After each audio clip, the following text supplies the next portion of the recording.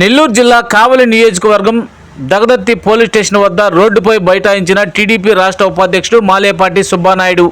TDP నేతలు YCP నేత ఇచ్చిన ఫిర్యాదుకు దగదర్తి పోలీసులు కేసు నమోదు చేసి కార్తీక్ అనే యువకుడిని పోలీస్ స్టేషన్కి తీసుకెళ్లి తీవ్రంగా కొట్టారని టీడీపీ నేతలు ఆందోళన చేపట్టారు. టీడీపీ ప్రభుత్వంలో టీడీపీ కార్యకర్తలకి నాయకులకి రక్షణ లేకుండా పోయిందని తీవ్ర ఆవేదన వ్యక్తం చేశారు. గత ప్రభుత్వంలో 14 కేసులు పెట్టించుకొని ఇప్పుడు కూడా కేసులతో వేధిస్తున్నారని సుబ్బానాయుడు ఆవేదన వ్యక్తం చేశారు. రాష్ట్రంలో టీడీపీ ప్రభుత్వం నడుస్తుందా లేక వైసీపీ ప్రభుత్వం నడుస్తుందా అనేది అర్థం కావట్లేదని, ఇక పోలీసులు వైసీపీ నాయకులు చెప్పినట్లు వ్యవహరిస్తున్నారని తీవ్రంగా మండిపడ్డారు. వైసీపీ ప్రభుత్వం ఉన్నప్పుడు తెలుగుదేశం కార్యకర్త హింసించారు. ఒక కేసు కాదు, మీకు అందరికీ తెలుసు. నేను ప్రతిరోజు ధర్నే, నా మీద 16 కేసులు.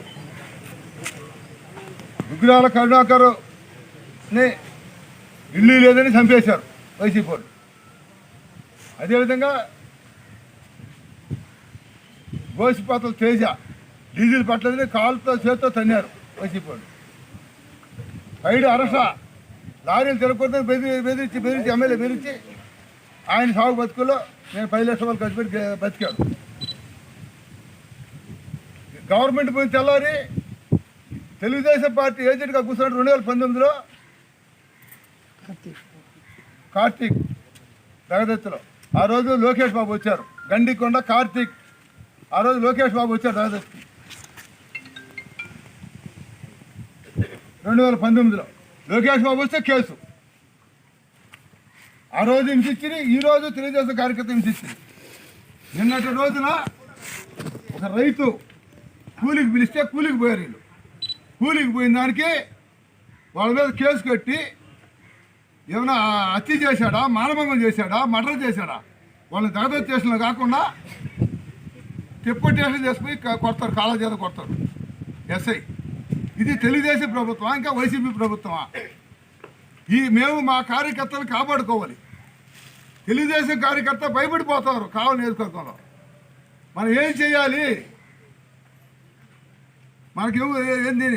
నేనే నా కార్యకర్తని కాపాడుకోవడానికి ఒక రైతు పిలిచాడు. అయ్యా నా కైలో నాటేతరు, పెరగమంటే పెరగతారు, వేయమంటే వేస్తారు. వీళ్ళు కూలికి పోయేవాళ్ళు. ఇదిగో ఆ రైతు పొలం కాదని అనుకో, ఆ రైతు ఇదిగో రిజిస్ట్రేషన్ ఉంది, ఇంజక్షన్ ఆర్డర్ ఉంది, మొత్తం ఉన్నాయి.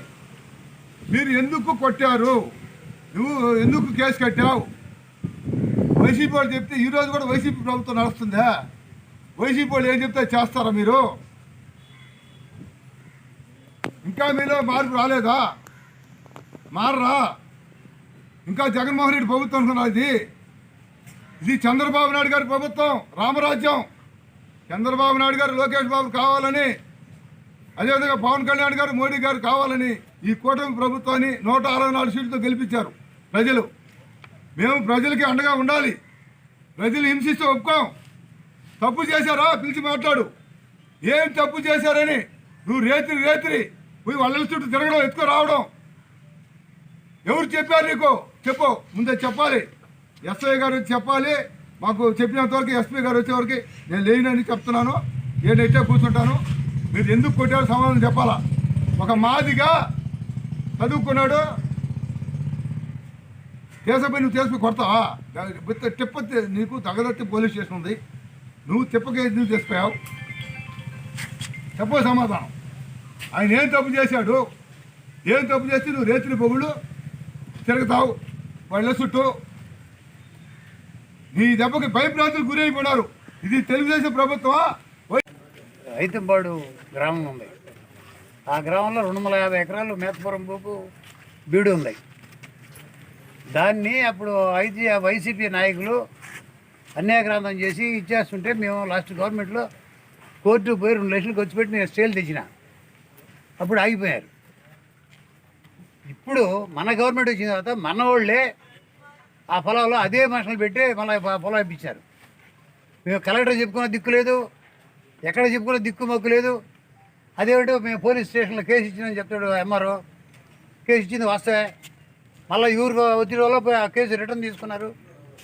ఈరోజు కరెంటు కనెక్షన్లు ఇల్లీగల్గా కరెంటు కనెక్షన్లు ఇచ్చి ఇష్టారాజ్యంగా చేస్తున్నారు. ఇప్పుడు మా ప్రభుత్వం ఈ రకంగా జరిగితే ఏ విధంగా మేము ఇచ్చేయాలా? పొజిషన్ గవర్నమెంట్ నుండే మేము కాపాడుకున్నాం ఆ పొలాన్ని.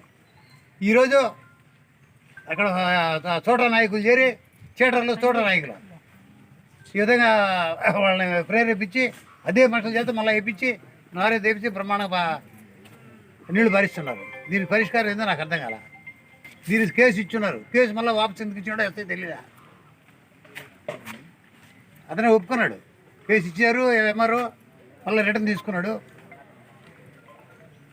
అర్థమైందా? ఈ రకం ఉంది. దీనికి ఏం చేయాలన్నా మాకే అర్థం కాకుండా కూర్చున్నాను. ఈ 42 సంవత్సరాల తెలుగుదేశం పార్టీలో మేము పడ్డ కష్టానికి పార్టీని కాపాడుకుంటూ వచ్చాం. ఈ పరిస్థితి వస్తుందని మేము కళ్ళ కూడా ఊహించలా. ఈరోజు నా కార్యకర్తలు, నేను తెలుగుదేశం పార్టీ కార్యకర్తను కాపాడుకోవడానికి పోలీస్ స్టేషన్ ముందు కూర్చోవలసి వచ్చింది. ఈ దౌర్భాగ్యం వస్తే ఊహించలా. అయ్యా చంద్రబాబు నాయుడు గారు అదే చెప్తున్నా, తెలుగుదేశం పార్టీ కార్యకర్తను కాపాడాలంటే ఈ పరిస్థితిలో మేము కాపాడలేము. దయచేసి మీరు దీంట్లో జోక్యం చేసుకొని ఈ కావలి నియోజకవర్గాన్ని సరిచేయాలని చంద్రబాబు నాయుడు గారిని, లోకేష్ బాబుని కోరుకుంటున్నాను. నాదేమైనా పొరపాటు ఉంటే క్షమించమని కూడా చెప్తున్నాను. అందుకనే ఎస్పీ గారికి అది కొడుకులు ఏమైనా పేదవాళ్ళు ఏం తప్పు చేస్తే తరి పట్టుకుంటారు. ఒక కూలికి పోవడం తప్ప, మాదిగా మాలో ఎలుగుల కూలికి పోవడం తప్ప. నేను కూలికి పిలిచి పంపించా ఆయన రైతు దొరకకుంటే, మరే మాది నా కొడక, నేను పంపించే నా కొడుకు, నా కొడుకు నేనే మాట్లాడదాం. మళ్ళీ నన్ను ఎదురు పెట్టుకొని ఏం మాట్లాడకూడదు.